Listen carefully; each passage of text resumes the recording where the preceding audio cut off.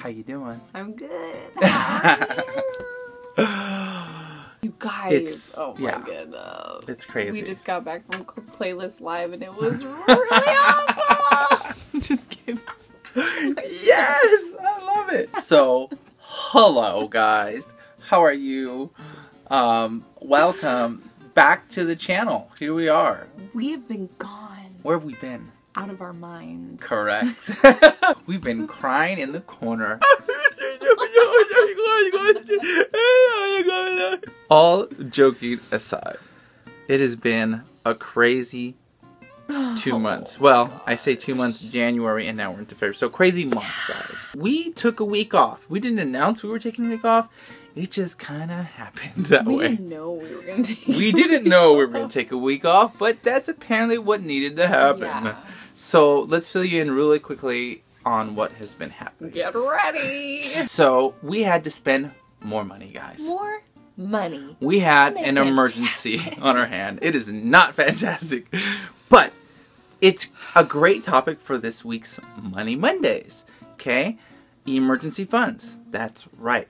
It just seems, guys, that when we paid off our debt back in December, that from that moment on, and I'm going to quote Dave Ramsey here, because when Dave Ramsey said on our debt-free scream, our call, he said, "All right, when it rains, it pours in a good way, right?" Hey, man, when it rains, it pours in a good way, right? Well, guess what, guys? It's rained and poured in a bad way this last month.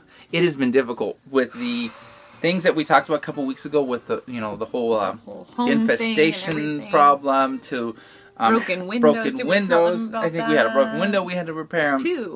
Two broken windows, that's right.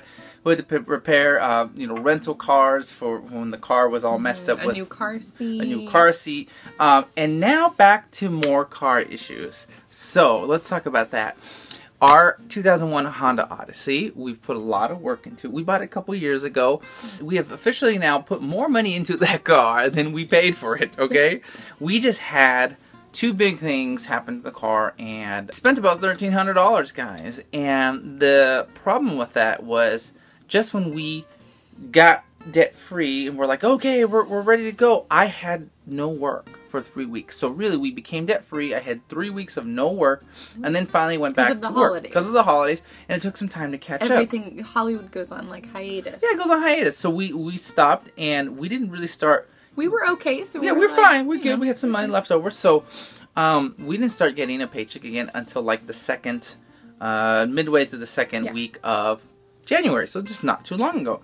So that being said, we're back to work and making money, but we had the car issue, so we had to fork out $1,300 more, and we had some, just some miscellaneous. After taking out all the other money that we didn't expect to take out during your hiatus. That's right, to actually live on. So we planned on the hiatus. Yeah, we planned on the hiatus, and then on top of that, we didn't plan on all of the little expenditures that came up. And then when we're like, great, we're back on our feet, or through that little wooded area, bam, your car. Yeah, and $1,300. $1,300 later, we're crying in the corner because we're like, we cannot get ahead. Part of this journey for us and you guys, and just being able to turn this camera on and talk to you guys, is to have, some transparency with the things that we do, and to let you know that you're not the only one that goes through these issues. Here we are. I mean, stressed and frustrated because it seems like now we just can't get ahead to, we're on baby step 3 trying to fully fund our emergency fund, and we're having to spend all of our money and go into that original emergency fund. So we're like, great, now we're back to step 1. We're getting the money back into our emergency funds. If I may interrupt, please do. It would have been so easy. We could have had every justification for going out and getting a car loan and making payments on a brand new car. Why not? We had every justification for that. And I'm not gonna lie, I had temptation. I was like, I'm done with this. But I mean, temptation was completely trumped out by logic. I had to smack her around a couple times. But I was like, oh, it's so easy. We could afford it. But I know we can't because it's not that way. It's not that way. It's not in the plan. So anyway, we could have justified it, but we're like, no, we got to stick to our plan and do the right thing and make the hard decisions. And because here's the thing, like Anna just said, a lot of us justify our purchases. A lot of us say we deserve it. We talked a little bit about that. It's very easy to do because as I drove those rental cars, knowing that my car was going down the hill, I was like, I completely understand why people justify their purchases with big things, with cars and, and different things like that. Because you can justify it. Why not? Totally. Our situation was completely justifiable. I wanted to say, oh yeah, this girl deserves a car. And not wise and not like that. Wise. Yeah. So we hunkered down and we said, okay, you know, we're going to take care of this car. We're going to fix it. Because we haven't met our goals. There is a bigger picture here, guys. And that is so important, like Anna just said. So that brings me to this. There's something that Dave Ramsey talks about a lot in Financial Peace University and on his radio show. He's constantly saying this. And he's talking about the 80-20, okay? Finances are 80% behavioral. Only 20% head knowledge, okay? He talks about that a lot because this is what it is. We've learned how to behave with our money. We've changed our spending patterns. We've changed the way we think about our money, the way we save, the way we think about the future and how we plan and how we budget. We've changed so much of it. And because of that, guys, it's going to ensure that in our future, we are really going to be set up to succeed. Because here's the deal, guys. Winning with money, okay, I don't know what it looks like to you, but to us, winning with money looks like living on a budget, having a fully funded emergency fund, being able to, you know, save for our down payment on our home, to save for our children's education, to save for our retirement, to eventually pay off our house, fully fund those college funds, and have retirement set and retire with dignity and be able to give like crazy. That's what winning with money looks like to us. A big part of that has been the behavior, changing our behavior and getting so mad to saying we're going to change it. And now, like Anna said, it was so hard to turn in those rental cars when we had them and be like, they're so pretty. Oh, she just deserves one. You know, my wife should be in this really nice car. But here's the thing, she will. One day she will be in a really, really nice van because we will have busted our butts to save and to pay for it in cash. So this is temporarily. Yeah. Temporary. And if like I was sitting in one of those rental cars and you gotta kind of like fast forward in your head. So like if we had made that plunge and said, let's just do it. We can pay it off as quickly as possible, blah, blah, blah, blah, blah. In 5 years, we'd kind of still be like in the same place, right? Or 3 years or whatever. But if we just say, okay, no, we're not going to do it, we're not going to do it, and we put away that money and we do the hard work and stuff, that situation, that same exact situation happens 3 to 5 years from now, it's a completely different story. We're totally good. It's a completely different story. We're totally good. We put in the hard work now. So we drive like no one else. So later we can drive like no one else. And we eat like no one else. So we can eat like no one else later. Let me tell you, we are driving like no one else. It's the truth. Our radio was stolen. There's a giant hole in our car. We've had rats in our car. We're like short of seat belts. Yep, we are. We have to get our seatbelt replaced. There are pieces like cracked off of the car. It's horrible. It's a beater. It's a beater. It's our Dave Ramsey car, right? Yeah. But Dave Ramsey, he will say, I don't want that.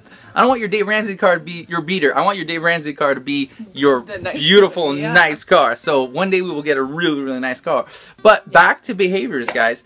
This is key to this success, this journey that you guys are on. It's the behaviors, guys. If we just change those behaviors, then we can really change the future of our families. One thing that I know people are fearful of when they are on this journey, or they mention the name Dave Ramsey. Oh yeah, Dave Ramsey, you can't spend or you can't do anything like that, blah, blah, blah. People like to think that, you know, because you're on a Dave Ramsey plan, you're the Dave Ramsey plan, you can never do anything, or you can never go on vacation, or you can never live, and, you know, why should we do any of that? We want to live for the moment, we want to do this, we want to do that. Well, Dave Ramsey never says you can't do that. Yeah. He never says that. What he says is you should clean up your act first and then do that. Save up to go on vacation. Yeah. Don't go on vacation while you have thousands and thousands of dollars on debt, right? Work hard and fast to get out of debt. because the quicker you get out of debt, the quicker you focus on the behavior, the quicker and faster you're going to get to the next step, which really is the indication of winning with money. You're going to get out of debt because there's no way for you to get because I'm too excited right now. There's no way for you to start building wealth if your money is all going towards debt. So work your butt off to get out of debt as fast as you can, so you are no longer putting money towards debt, and then work your butt off to get that fully funded emergency fund. That's where we're at right now. We're trying to work our butt off to get that and get that done, and then move on to the next steps. You know, get down payment for a house. Work hard to go and go. I know I'm running fast with my words in my mind right now. I'm going. It's good stuff. But guys, you can do stuff like vacation and not, you know, have it follow you home, you know. Work hard to save up for that vacation. And do it. You make a plan. What is the quote? We love the quote. Yeah. Dave Ramsey says, children do what feels right. Adults devise a plan and follow it, okay? So, we're having fun with this because we're passionate about it, but it's the truth, guys. Make a plan and do it. Be adults about it, you know? Go, like the quote says, children just do what feels, oh yeah, we should do this, or let's go to the Bahamas, or let's go do this, but... Or let's go get a donut. She's pregnant. It's okay. It's in her...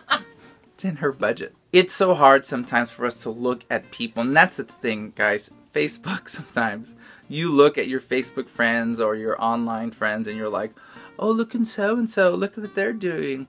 Oh, look at so-and-so, look what they're going. What did they do? They just bought this. Oh, they got that. They're out on the town again. Trust me, okay? Anna and I, we aren't any saints. We have those moments where we're jealous and we're like, totally. Like, oh, why do they get to do that? Or look what they're doing. And that's also totally us, like, judging by the picture. They may have devised a plan and stuck to it, you know? But the idea is this. We have those moments where we look at those Facebook posts and we're like, right, we get jealous and we do that. And sometimes you just have to shut it off and not think about it and just focus on the goal. And the goal is to get out of debt, which we have done. Get your fully funded emergency fund, which we're on our way. We're working on. And set those financial goals where you're moving forward. You're getting to a place where you're paying for cash. You're changing your behavior with money. That really is winning, okay? It's not just getting out of debt. It's changing your behavior and the way you view money and finance. It's not just getting out of debt, and I think that is what so many people see when they hear Dave Ramsey or they hear budget or they hear anything like that. It's just, well, I don't have debt, so I don't need to worry about that. Or I have a plan for my debt, so I don't need to worry about all this other stuff. But what all this does is it sets you up for success later. Yeah, and it's common sense stuff, guys. Just because you're out of debt doesn't mean it gives you the right not to focus on other aspects of your financial plans. Not to think about the future or think about paying off for your house or think about your kids' college funds or retirement, things like that. No. You should still have a plan. We're just here to encourage you guys to let you know that we think it's very important to focus on changing those behaviors, and that it's really important to have financial goals, to be on the same team. Bam! Let's blow it up. It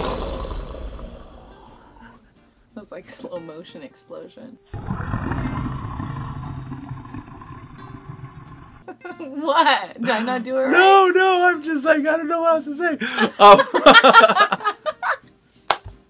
Do a budget. Do the budget, guys. Have a plan. Long term. Long term. Don't make excuses or justifications. Just do the hard work and be a grown up. There is so much to be said about hard work, because hard work does really pay off, guys. And remember, you're putting in the work now so that you can get to a place where you enjoy life, you know, and it doesn't follow you in the ways of like, oh, you know, credit cards and debt and vacations, you know, blah, blah, blah, things like that. It's good, guys. And that's coming from two people who worked really, really hard and got out of debt and just went through some really hard knocks. And we're still strong and passionate about sticking to this. And I feel really inarticulate right now, but yes. But it's okay. Yes, baby. Yes. Nights. It is. That being said, guys, thank you so much for tuning in and just hearing our rant and our rambling over here. We're Hopefully we made some sense. Some sense. And one of you said, yeah. High five. And let us know if you just high-fived Joel in the comments below. That's right. Let me know. Extra points for you right there. I'll give you another chance. Ready? We're so delirious. We don't like being vacant from the YouTube community. We film our videos on our iPhones.